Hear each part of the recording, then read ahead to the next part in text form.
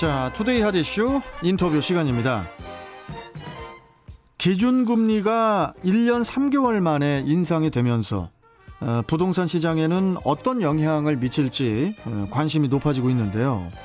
금융당국의 가계부채 관리 여파로 시중은행이 대출도 옥죄고 있어서 부동산 실수요자들의 셈법도 복잡해졌습니다.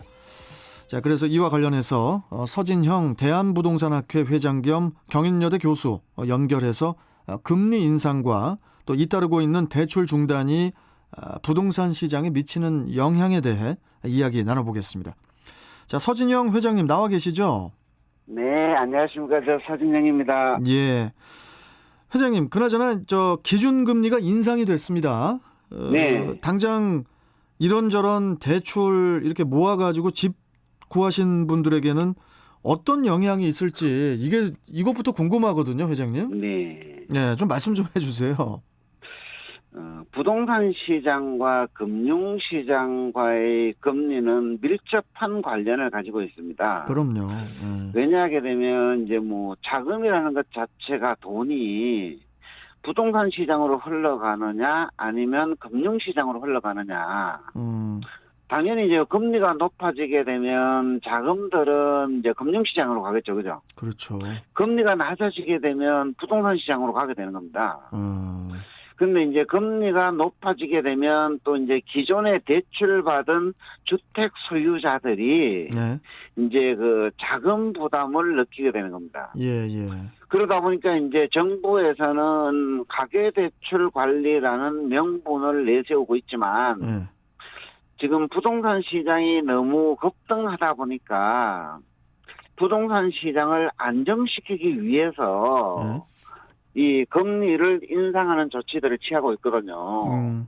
그러다 보니까 이제 기존에 연끌을 해서 부동산을 매수했거나 과도한 대출을 통해서 부동산을 매수하신 분들은 금리 인상으로 인해서 많은 부담감을 느낄 것으로 이렇게 보여지고요. 그다음에 이렇게 이제 금리들이 인상이 되면 기본적으로 이 매수 세력이 좀 잠잠해지는 거죠. 그래서 이제 그 부동산 시장이 안정을 가져올 수 있다. 이렇게 보고 있습니다. 예. 아마도 은행에서 돈을 빌렸다. 네. 이렇게 이제 기본적으로 부동산 관련 대출들이 대부분일 텐데. 네. 은행 대출 이율이 올라가면 부동산 가격에도 영향을 미치지 않을까요? 지금 이제 이 대출 금리가 올라가게 되면 부동산 시장에 안정을 가져온다는 것이 원론적이고 이 원칙입니다. 네. 근데 현재 지금 우리나라 경제 상황들을 분석을 했을 때 지금 0.25% 정도 인상을 시켜서는 소비자들에게 과도한 부담이 아니라고 판단이 되고 그리고 이제 우리나라 지금 통화량 자체가 풍부한 유동성, 돈이 너무 많다는 얘기예요. 그래서 이 정도의 금리 인상을 가지고는 부동산 시장에 미치는 영향이 그렇게 크지 않을 것이다. 라고 지금 예상을 할 수가 있습니다. 그러니까 지금 돈이 많다라는 표현을 해주셨지만 이게 다 대출 때문에 이렇게 됐다라는 얘기도 있거든요. 이제 대출도 있지만 정부 예산을 평창 예산들을 편성하고 정부에서 이번에 600조 원의 예산을 만들 때도 보게 되면 이 국공채를 발행해서요 예산을 확보하는 이런 전략들을 구사하다 보니까 시중에 자금들이 많이 풀릴 수밖에 없다 이렇게 판단하는 거죠. 자, 그런데 지난주에도 이제 우리 서 회장님하고 이제 이야기를 나눠봤지만은 시중 은행들 여러 곳이 부동산 관련 대출 중단을 선언을 하지 않았습니까? 네네. 어떻게 시기가 공교롭게도 시기가 맞물린 것인지는 모르겠는데 기준금리 인상하고 겹치게 됐는데 이게 어떤 영향을 미치지 않을까요? 지금 이제 정부에서 가계대출들을 우리가 이제 조절을 하면서 작년에 가계대출 규모에서 6% 정도만 우리가 이제 추가해서 은행에서 자금들을 관리하라는 금융감독위원회 지침이 있어요. 예, 예. 그러다 보니까 이제 은행에서는 대출을 해줄 수 있는 규모가 정해져 갖고 있잖아요. 예. 그래서 지난번에 우리가 이제 H농협 같은 경우에는 그 자금들이 다 소진되다 보니까 소비자들이 대출 신청을 하더라도 우리가 이제 이 대출을 못 해주는 사태가 발생한 거예요. 근데 이게 이제 그 특정 은행뿐만 아니라 다른 금융권 전체적으로 이제 이 파급 효과가 그치다 보게 되면 일반 소비자들은 대출을 받을 계획이나 이 대출을 받아서 내 집 마련을 해야 되는 수요자들이 있잖아요. 많죠. 이런 수요자들이 갑자기 대출을 받지 못함으로 인해서 이 어려움을 겪는 경우가 많이 발생하고 있다라는 언론 보도들이 많이 나오고 있잖아요.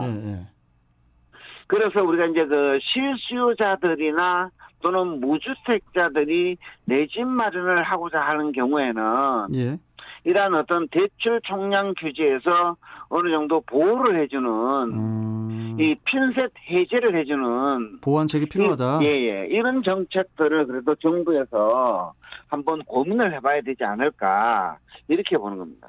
근데 고민할 시간이 지금 상당히 좀 짧게 판단을 해야 되는 지금 상황인 것 같은데 왜냐하면 정부에서는 이런 사태가 발생할 것을 우리가 이제 은행들을 통해서 충분히 예견이 되잖아요.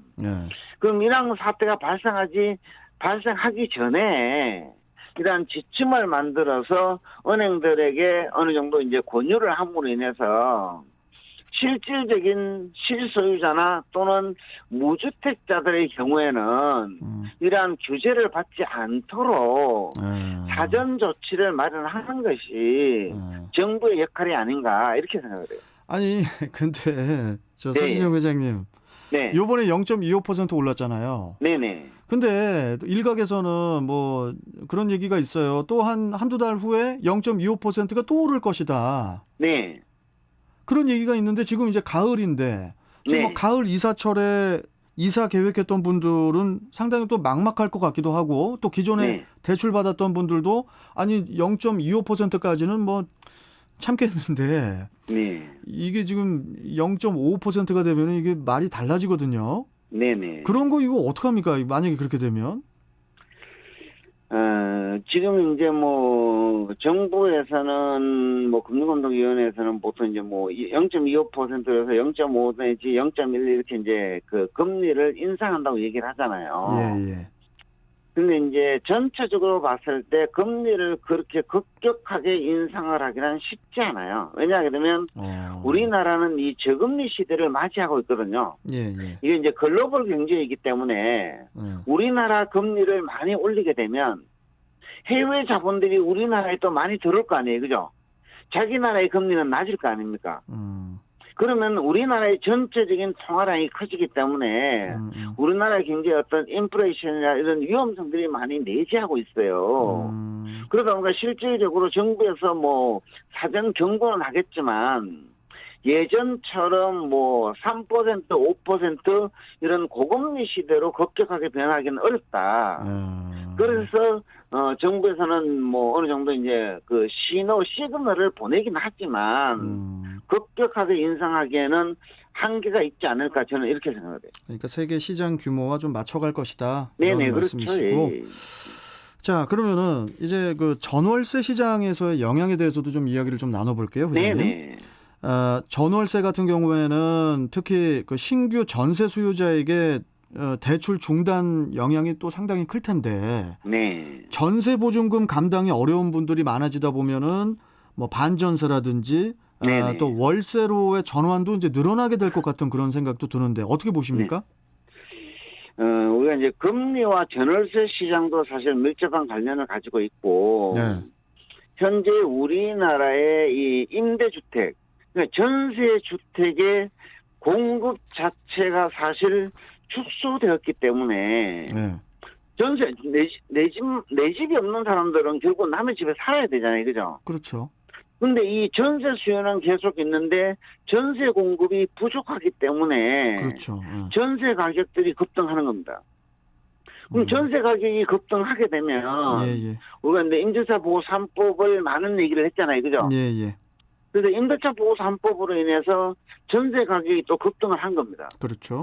그러면은 이제 전세 수요자들은 자금을 마련해야 되는데 자기 자본으로 자금을 마련하기에는 어느 정도 한계가 있기 때문에 이 전세 자금들의 대출을 받아서 전세 집을 구해야 되는데 실질적으로 이제 뭐 이 대출 규모들이 막히게 되면 이 전세금을 인상해주는 또는 이제 뭐 전세를 새롭게 구하는 실수요자들은 이 낭패를 겪는 사태들이 오지 않을까.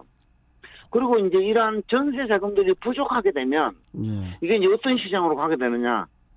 보증보호 월세 시장으로 움직이는 거예요. 어디요? 전세가 1억이면 뭐 1억이 마련 안 되면 전세 보증금을 5천으로 하고 그리고 나머지는 이제 월세로 돌리는 거예요. 반전세나 뭐 이런 거. 네네. 이 보증보호 월세가 늘어나게 되면 결국은 이 영세 임차인들이 가장 큰 피해가 온다.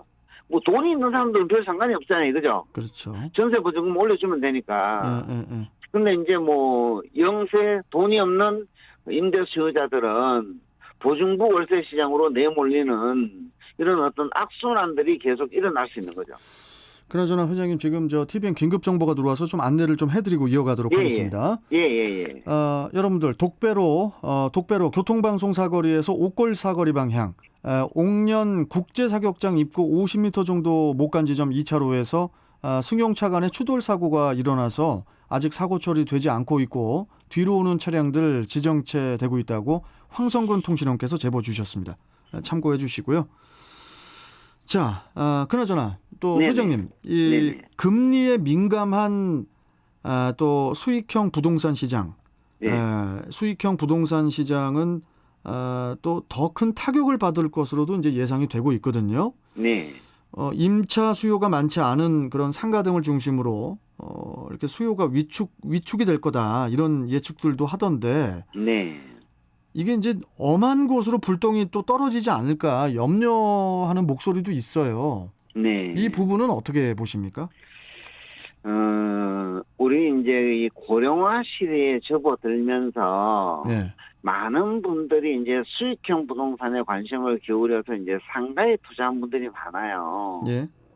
그런데 현재 지금 이 코로나 사태로 인해서 이 수익형 부동산에 대한 어떤 수익이라든지 운영 방법이라든지 이런 것들에 대해서 지금 수요자들이 이 멘붕 상태에 와 있습니다. 뭐냐게 되면 오늘 뭐 대출을 받아서 수익형 부동산을 사서 월세를 받아서 이제 이제 이 대출 이자들을 갚는 형태로 부동산을 매수한 사람들이 많은데 월세 수익은 안 나오죠, 그죠? 금리는 올라가죠. 그래서 지금 수익형 부동산을 대출을 통해서 매수한 수요자들이 지금 많은 어려움을 겪고 있는데 이 수익형 부동산을 소유한 사람들뿐만 아니라 임차인들 입장에서도 보게 되면 이런 코로나 사태로 인해서 이 영업 절벽이 오는 거잖아요, 그죠?